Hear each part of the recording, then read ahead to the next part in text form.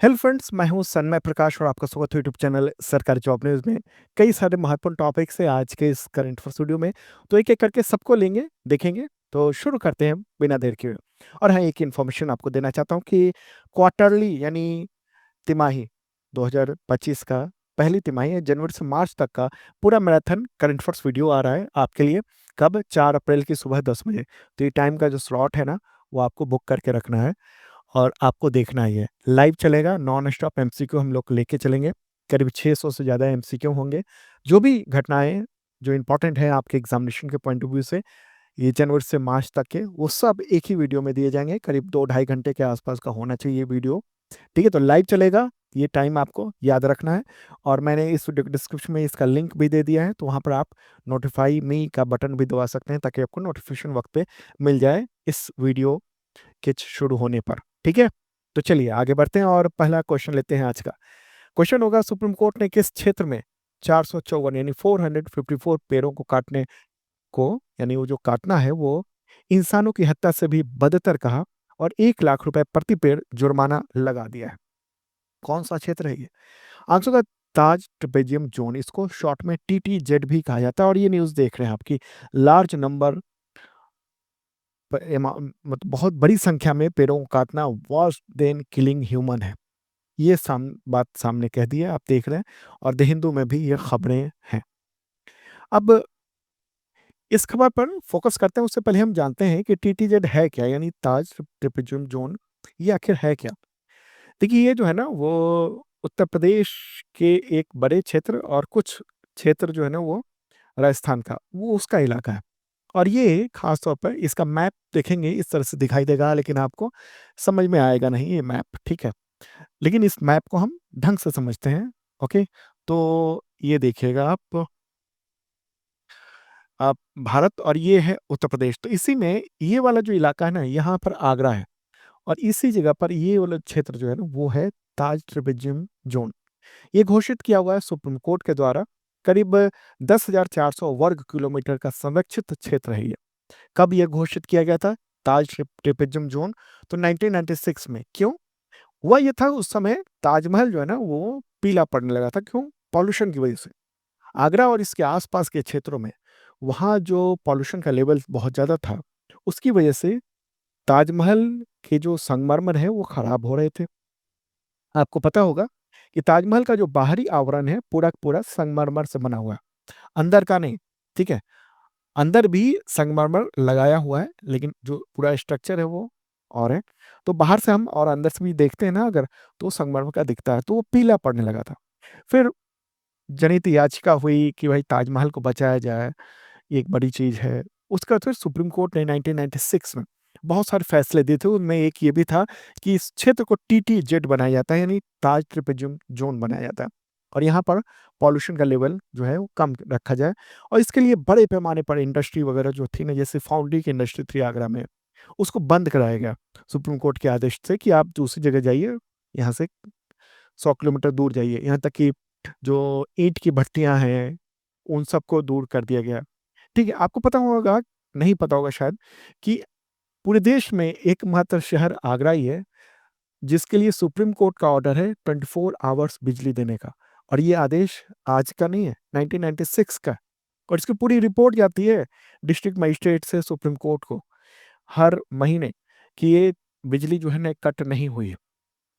Okay, तो एकमात्र ऐसा क्यों? ताकि यहाँ का जो जनरेटर है वो सब ना चले, क्योंकि जनरेटर से धुआँ उठता है और उससे की वजह से, उस धुएँ से ताजमहल की सेहत खराब हो रही थी, यानी उसका संगमरमर खराब हो रहा था। इसलिए ये क्षेत्र जो है बनाया गया था सुप्रीम कोर्ट के द्वारा कि इस क्षेत्र के आस-पास यहाँ पर कोई भी पॉल्यूशन की एक्टिविटी नहीं हो, ना की जाए। ठीक है? तो एक चीज़ तो समझ लिया आपने। अब आते हैं कि जो अभी लेटेस्ट जो ऑर्डर आया है सुप्रीम कोर्ट का, उसके बारे में कि हत्या से भी बदतर बताया। क्या मामला है ये? तो देखिए, सुप्रीम कोर्ट ने आगरा का जो पॉल्यूशन है उस पर लगातार वो मॉनिटर करता रहता है, ओके? क्योंकि ताजमहल की वजह से। और हर महीने तकरीबन 1 बार सुनवाई होती है इस मुद्दे को लेकर। तो अब वो तो खुद जाके देख नहीं सकता है ना कि क्या हालात है वहाँ पर। ठीक है, पॉल्यूशन की क्या स्थिति, तो उसने एक कमेटी बनाई हुई है, तो अधिकार प्राप्त समिति है, उसी ने ये रिपोर्ट दी थी। रिपोर्ट क्या दी थी? रिपोर्ट में ये दी थी कि मथुरा वृंदावन में ये जो क्षेत्र है ना, टीटीजेड, ताज ट्रपेज़ियम ज़ोन, वो कुछ तो आगरा का है और कुछ आगरा, मथुरा, कुछ फिरोज़ाबाद और कुछ राजस्थान के भरतपुर का इलाका भी है, ठीक है? तो उसी में से मथुरा वृंदावन में डालमिया फार्म में 454 पेड़ काट दिए गए। किसके द्वारा? शिवशंकर अग्रवाल नामक एक व्यक्ति हैं, उनके द्वारा। तो सुप्रीम कोर्ट के जो जस्टिस हैं अभय एस ओका, जज अभय एस ओका और जस्टिस उज्जवल भुइयां, उनकी पीठ ने कहा कि पर्यावरण के मामले में कोई भी दया नहीं दिखाई जानी चाहिए। बड़े पैमाने पर जो पेड़ों को काटा गया है, वो इंसान की हत्या से भी बदतर है, ठीक है?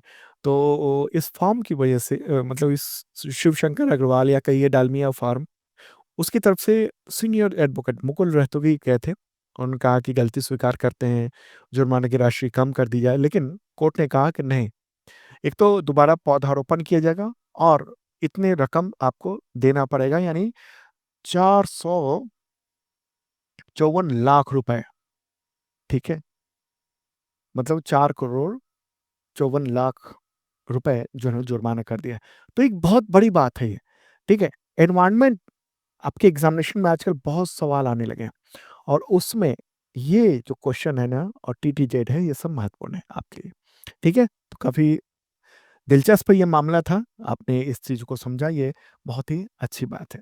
चलिए अब आगे बढ़ते हैं और अगला क्वेश्चन लेते हैं और हाँ, इसका पीडीएफ अवेलेबल है इस वीडियो के डिस्क्रिप्शन में, आप चेक कर सकते हैं, हिंदी और इंग्लिश दोनों लैंग्वेज में है और हमने वहाँ पर सोर्स का लिंक भी दिया है, जैसे कि अगर कोई खबर इंडियन एक्सप्रेस से है या द हिंदू से है, तो वो भी लिंक वहाँ पर दिया हुआ है, हर खबर के नीचे दी गई है। ओके, एक खास बात ये हमने दी है पीडीएफ में। और अगर आप करंट अफेयर्स की शानदार तैयारी करना चाहते हैं, चाहे आईएसपीसीएस हो, चाहे दूसरे एग्ज़ामिनेशन हो, वन डे के, तो भी आप मेंबरशिप प्लान ले सकते हैं।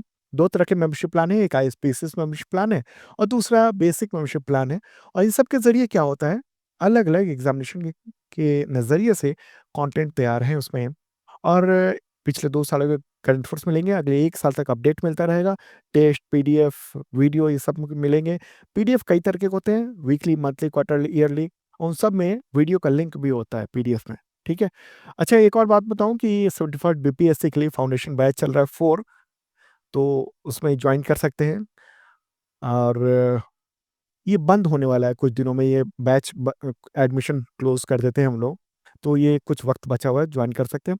दिल्ली पुलिस का एक वैकेंसी आई है, 42,000 से भी ज़्यादा, इसके बारे में इन्फॉर्मेशन इंडियन एक्सप्रेस ने दिया था और तो उसकी तैयारी अभी से आप शुरू कर सकते हैं। वैसे तो सितंबर में 1 सितंबर से फॉर्म भरे जाने हैं, लेकिन तैयारी के लिए पूरी हम लोगों ने बैच लॉन्च कर दिया है, बहुत ही मामूली सा प्राइसेज़ है। 1 अप्रैल से क्लासेस शुरू हो जाएँगे, जॉइन कर सकते हैं। बिहार सिपाही भर्ती का बम्पर वैकेंसी है, उसके लिए बैच चल रहे हैं ऑलरेडी और प्राइस मात्र ₹210 है, जॉइन कर लेना आप। शार्प लर्निंग ऐप है, इस वीडियो के डिस्क्रिप्शन में दे दिया है। रेलवे ग्रुप डी का है जो कि मात्र ₹250 में बैच है पूरा, करंट अफेयर्स भी देते हैं इसमें। ये कुछ बच्चों के लिए है, तो जॉइन ज़रूर करना आप, अगर आपने या आपके कोई भी जानने वाले एग्ज़ामिनेशन दे रहे हैं तो। चलिए अब आगे बढ़ते हैं और अगला क्वेश्चन लेंगे, महत्वपूर्ण प्रश्न है। और हाँ, ये सारे जो बैचेज़ हैं ना, वो शार्प लर्निंग ऐप पर हैं। शार्प लर्निंग ऐप का लिंक इस वीडियो के डिस्क्रिप्शन में मैंने दे दिया है, फिर गूगल प्ले पर जाकर आप उसको देख सकते हैं।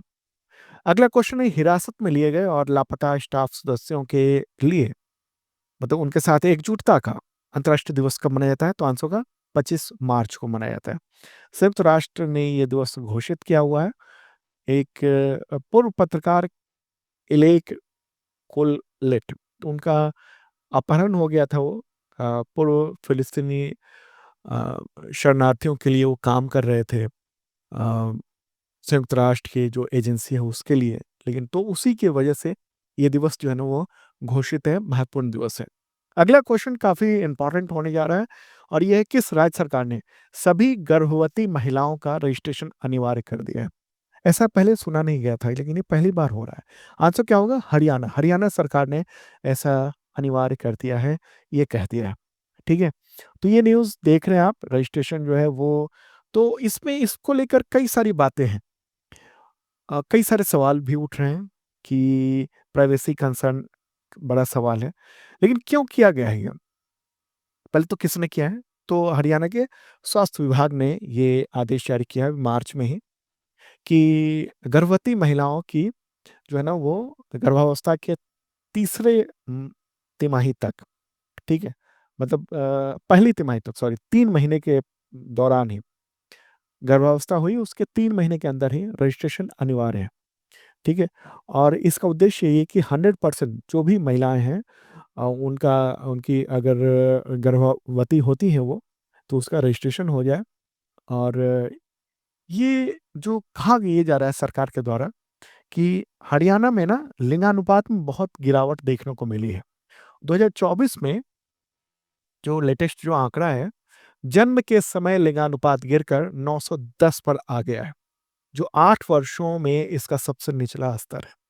पिछले 8 वर्ष में सबसे कम ये जन्म के समय लिंगानुपात है। ये नॉर्मल लिंगानुपात नहीं, मतलब जन्म जो हो रहा है, 2024 में जितने बच्चों ने जन्म लिया, तो प्रति हज़ार कितनी उसमें लड़कियाँ थीं, तो उसमें ये देख रहे हैं आप, ठीक है? और इस राज्य ने यानी हरियाणा ने 2016 में महत्वपूर्ण उपलब्धि हासिल की थी, जब लिंगानुपात 2 दशक में पहली बार 900 के आंकड़े को पार करके 914 पर पहुँच गया था। और अब ये 910 फिर से गिरावट देखने को मिली है, ठीक है?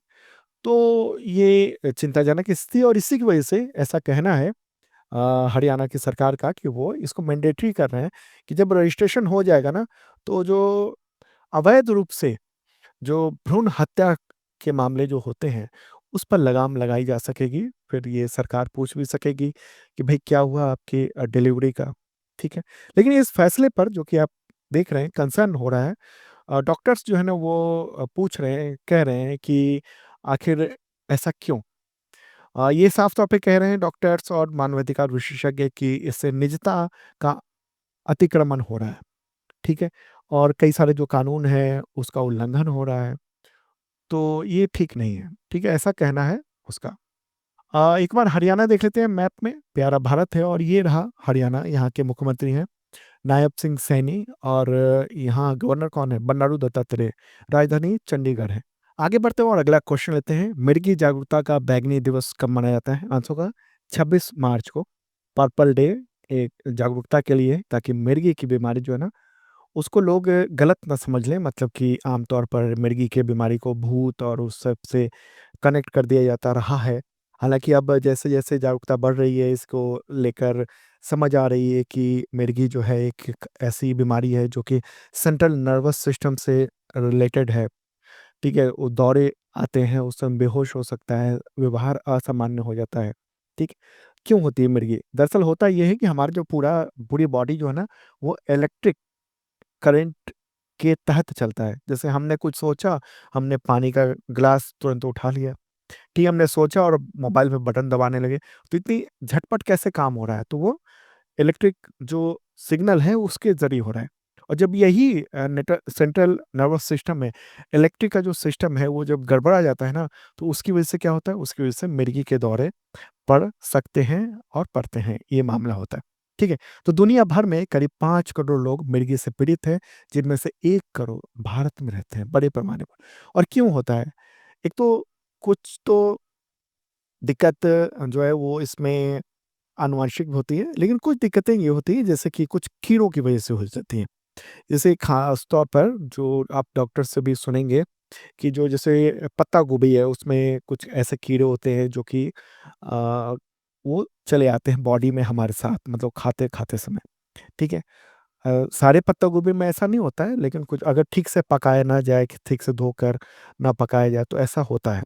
तो उसकी वजह से क्या होता है वो जो बहुत बहुत छोटा कीड़ा है वो घूमता रहता है और फिर ब्लड वेसल्स में जाता है और फिर उसके वो दिमाग तक भी पहुँच जाता है और वो क्या करता है उसकी वजह से मिर्गी के भी दौरे होते हैं।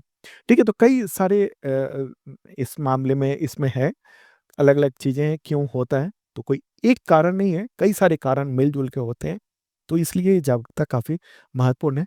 आस-पास आपने ज़रूर देखा होगा मिर्गी के मामले, ठीक है? तो इसी की जागरूकता के लिए। अगला क्वेश्चन, किस देश के राष्ट्रपति ने नागरिकों को वोटर रजिस्ट्रेशन के लिए नागरिकता प्रमाण पत्र देना अनिवार्य कर दिया? और इस आदेश में भारत की चुनाव प्रणाली का भी ज़िक्र किया गया है। ये क्वेश्चन आमतौर पे नहीं होता अगर सीधे कह देता कि वोटर रजिस्ट्रेशन नहीं हुआ है। लेकिन उसमें चूँकि भारत के चुनाव प्रक्रिया का ज़िक्र किया गया है और भारत ही नहीं, भारत के अलावा ब्राज़ील का भी ज़िक्र किया गया है, तो इसलिए ये महत्वपूर्ण है। तो आंसर क्या होगा? अमेरिका, यूएसए, ठीक है? और न्यूज़ आप देख रहे हैं कि इंडिया और ब्राज़ील, ये जो है ना एग्ज़ाम्पल्स पेश किए गए ट्रम्प के एग्ज़ीक्यूटिव ऑर्डर में कि प्रूफ ऑफ सिटिज़न जो है वो ज़रूरी है वोटिंग के लिए। भारत में क्या है, जो सिटीज़न है वही वोट दे सकते हैं।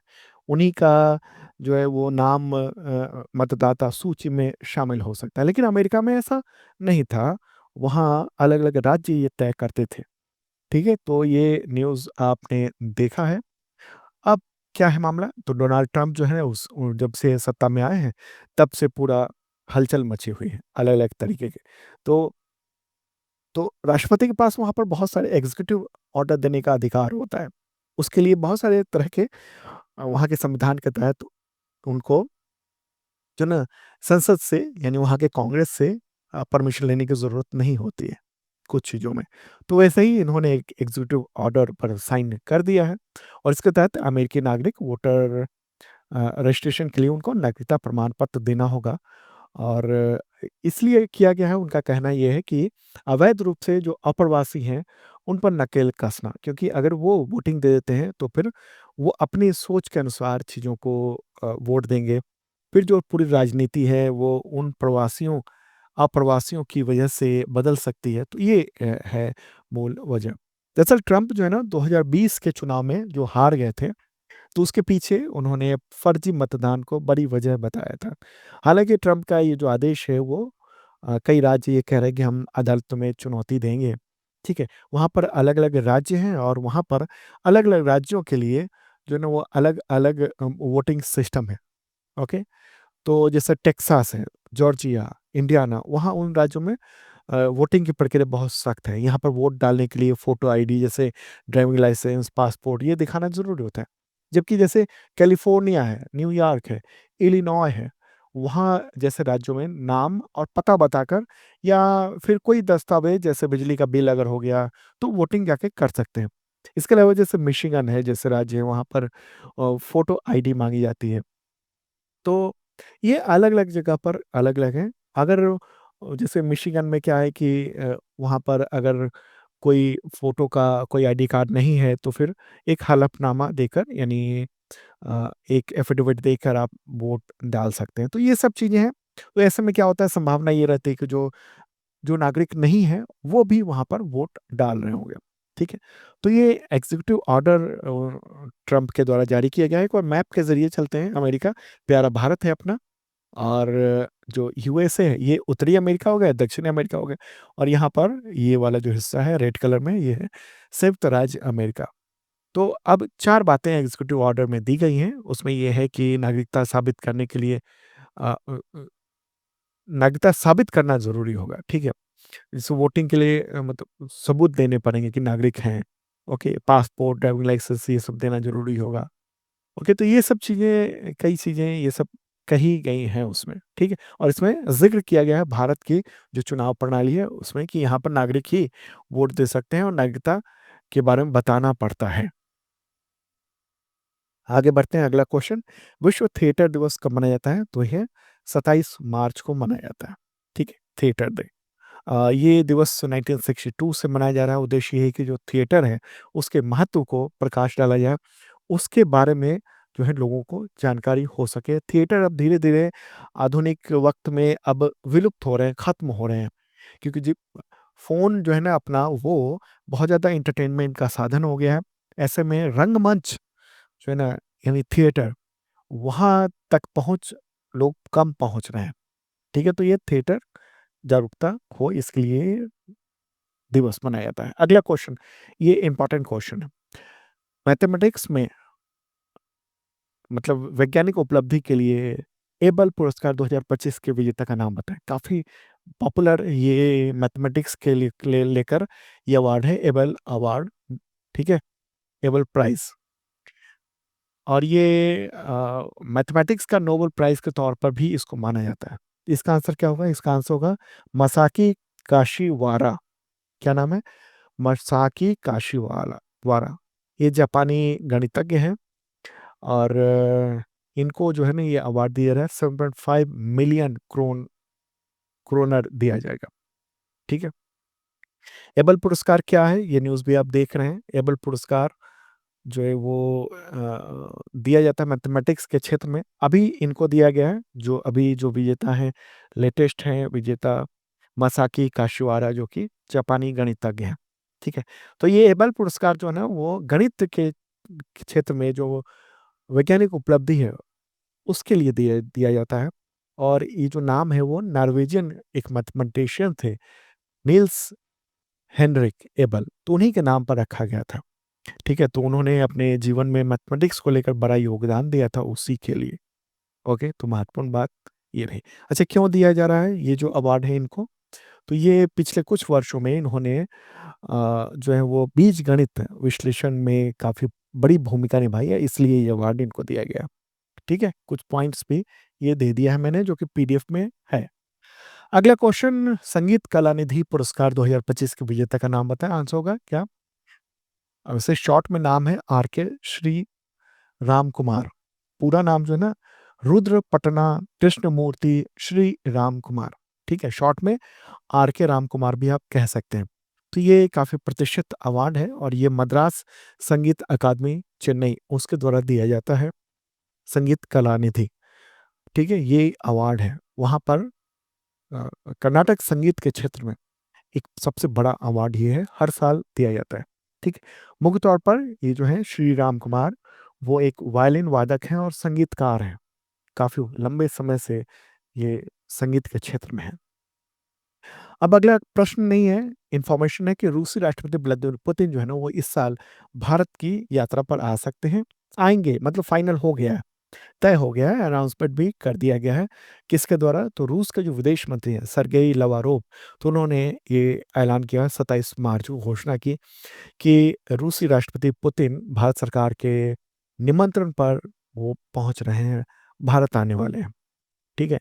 तो अब वो आएंगे इस बार। और आपको बताऊं कि यूक्रेन संकट जो शुरू हुआ ना फरवरी 2022 से, यूक्रेन और रूस के बीच में जो युद्ध हुआ, उसके बाद से ये पहली भारत यात्रा होगी पुतिन की। तो दोनों देशों की ओर से इसकी तैयारी की जा रही है। ठीक है। अच्छा, इससे पहले भारत कब आए थे वो पुतिन? तो 6 दिसंबर 2021 को आए थे। एक छोटी-सी यात्रा थी, भारत-रूस वार्षिक शिखर सम्मेलन में वो हिस्सा लेने के लिए। तो इस बार जो आ रहे हैं वो तो काफ़ी इम्पोर्टेंट होने जा रहा है। और आपको बताऊँ कि भारतीय प्रधानमंत्री नरेंद्र मोदी ने उनको इनवाइट किया था, जब पिछले साल वो भारत-रूस शिखर सम्मेलन के लिए जुलाई में पहुँचे थे। और फिर कजान में जो 16वां ब्रिक्स शिखर सम्मेलन था, तो उस दौरान भारतीय प्रधानमंत्री ने पुतिन को भारत आने का निमंत्रण दिया था।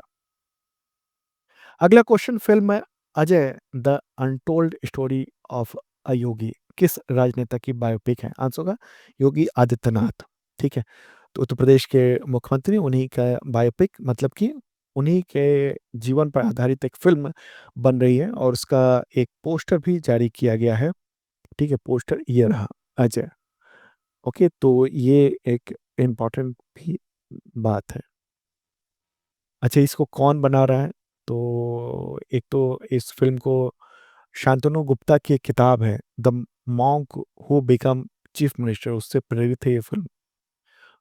अनंत जोशी जो हैं वो योगी आदित्यनाथ की भूमिका निभा रहे हैं। परेश रावल और भी कई सारे एक्टर इसमें शामिल हैं। तो दोस्तों, ये था इम्पोर्टेंट कन्फर्स आपके एग्जामिनेशन के लिए। पीडीएफ देखना मत भूलना, इस वीडियो के डिस्क्रिप्शन में मैंने दे दिया है। और तमाम कोर्सेज चल रहे हैं शार्प लर्निंग ऐप पर, इस वीडियो के डिस्क्रिप्शन में आप चेक कर लेना, शार्प लर्निंग ऐप, तो उसी में। ठीक है।